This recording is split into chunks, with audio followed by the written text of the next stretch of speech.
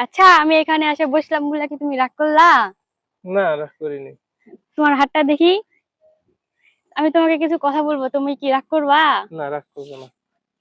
আচ্ছা, তুমি কি চাকরি করো?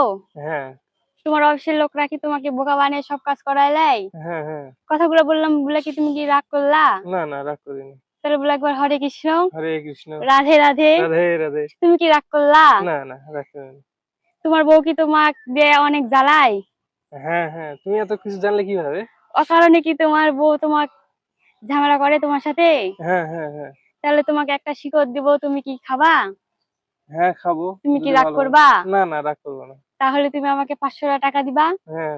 আমি তোমাকে সব ওষুধ দিব। হুম, আমার বান্দা আমাকে বলেছে হুম, সবাইকে শিকড় বাকড় দিতে, কিন্তু হুম, আমাকে টাকা নিতে নিষেধ করেছে। হুম, সেই হিসেবে তুমি খালি আমাকে 100 টাকা দিবা, আমি এক বেলা খেয়ে থাকবো। হুম। তুমি কি রাগ করলা? না, না, রাগ করিনি।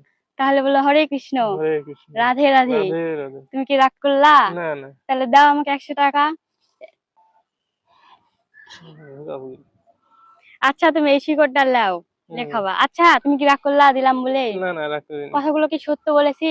হ্যাঁ, সত্য কথা। আচ্ছা, তো তুমি থাকো, যাই। আচ্ছা।